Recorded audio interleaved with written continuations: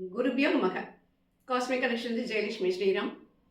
இந்த 2025ஆம் வருடம் பெரும்பாலான வருட கிரகங்கள் இடம் மாறுகின்றன. அந்த வகையிலே மார்ச் 29ஆம் தேதியன்று சனி பகவான் இடம் மாறுகின்றார்.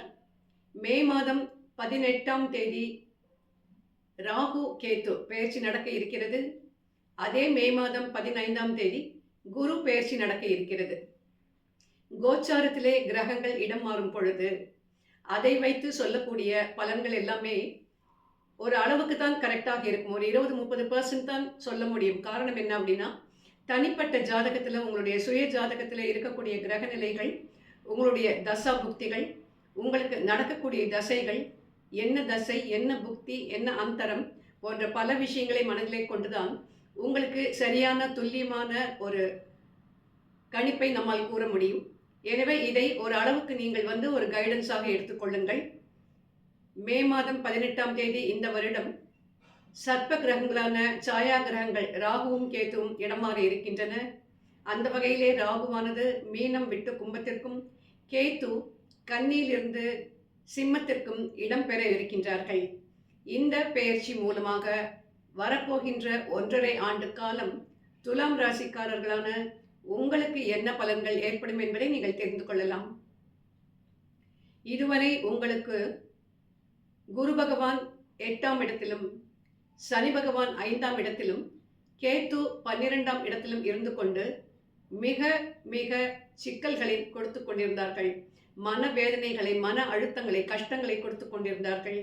அந்த நிலைமை மாறி இப்பொழுது கிரகங்கள் வேறு வேறு இடத்திற்கு செல்லவிருக்கின்றன. முக்கியமாக ராகுவும் கேத்துவும் உங்களுக்கு பஞ்சமஸ்தானத்திற்கும் லாபஸ்தானத்திற்கும் வருகின்றார்கள். அதாவது ராகுவானது உங்களுடைய 5ஆம் பாவத்திற்கும், கேத்துவானது உங்களுடைய லாபஸ்தானமான 11ஆம் பாவத்திற்கும் வர இருக்கின்றார்கள். இதுவரை உங்களுடைய அயன சயன போக விரயஸ்தானத்திலே இருந்து வந்த கேத்து எத்தனையோ சிக்கல்களை, இடியாப்ப சிக்கல்களை கொடுத்து கொண்டிருந்தார். இப்பொழுது அவர் இடம் மாறி உங்களுடைய உபஜயஸ்தானத்திற்கு வருகை தருகிறார். இதன் மூலமாக ஓரளவிற்கு, அதாவது ஒரு 50% உங்களுக்கு சில நன்மைகளே ஏற்படும். சுய ஜாதகத்திலே உங்களுடைய தசா புக்திகள் நல்லபடியாக இருந்தால் உங்களுக்கு கோட்டீஸ்வர யோகம் ஏற்படுவதற்கான வாய்ப்புகள் இருக்கின்றது. இதன் மூலமாக உங்களுடைய அடிப்படை ஆசைகள் எல்லாமே நிறைவேறும்.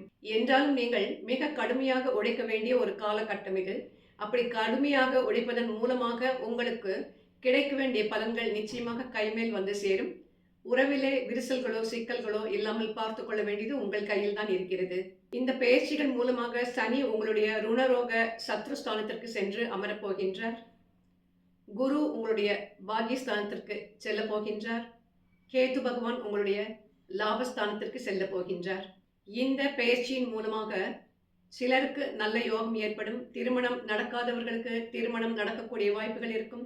சிலர் 2ஆம் திருமணத்திற்காக காத்து கொண்டிருந்தால் அவர்களுக்கும் 2ஆம் திருமணம் நடக்கக்கூடிய ஒரு வாய்ப்பு அமையும்.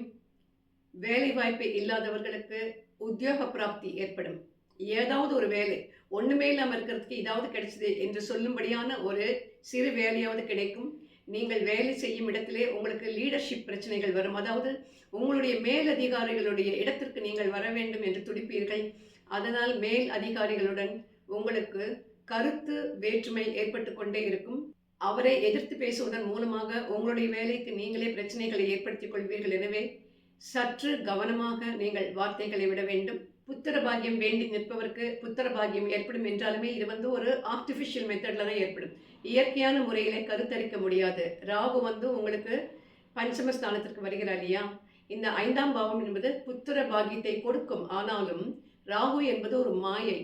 அந்த மாயைக்காரன் உங்களுடைய புத்திரஸ்தானத்திலே வரும்பொழுது ஆர்டிஃபிஷியல் மூலமாகத்தான் உங்களுக்கு ஒரு புத்திர பாக்கியத்தை, ஒரு குழந்தை பாக்கியத்தை கொடுப்பான். இயற்கை முறையிலே கருத்தரிப்பதற்கான வாய்ப்புகள் மிக மிக குறைவு. என்றாலும் குழந்தையே இல்லை என்று இருந்த நிலைமை மாறி உங்களுக்கும் ஒரு குழந்தை ஏற்படக்கூடிய வாய்ப்புகள் இதன் மூலம் அமையும். சிலருக்கு கலைத்துறையிலே நுழையும் சந்தர்ப்பம் ஏற்படும். சொத்துக்கள் வாங்கக்கூடிய ஒரு நிலைமை உங்களுக்கு ஏற்படும். என்றாலும் உங்களுக்கு கொடுக்கக்கூடிய ராகு உங்களுக்கு கெடுதலையும் கொடுப்பான். அதாவது நீங்கள் ஒரு சொத்தை வாங்க வேண்டும் என்று நினைத்தால் அந்த சொத்திலே இருக்கக்கூடிய வில்லங்கங்கள் என்ன என்ன என்று நிச்சயமாக ஒரு முறைக்கு பலமுறை கலந்து ஆலோசித்து உங்கள் குடும்ப நண்பர்களுடன், உங்கள் வீட்டு பெரியவர்களுடன், உங்கள் வக்கீலுடன் கலந்து ஆலோசித்து ஒரு முடிவை எடுங்கள். இல்லாவிட்டால் லிட்டிகேஷனில் இருக்கக்கூடிய ஏதாவது ஒரு சொத்தை உங்கள் ஆத்திரத்திலே வாங்கிவிட்டு பிறகு ஆயுசுக்கும் நீங்கள் அவதிப்பட நேரிடும். எனவே இந்த ராகுவானவர் இந்த மாதிரியான சில வேலைகளை எல்லாம் செய்து வைப்பான். அதை எல்லாம் முறியடித்து உங்களை காப்பாற்றிக் கொள்வது உங்கள் கையில் தான் இருக்கிறது. உங்கள் தந்தையின் உடல் நலத்திலே அதிக கவனம் செலுத்த வேண்டிய காலகட்டம் இது.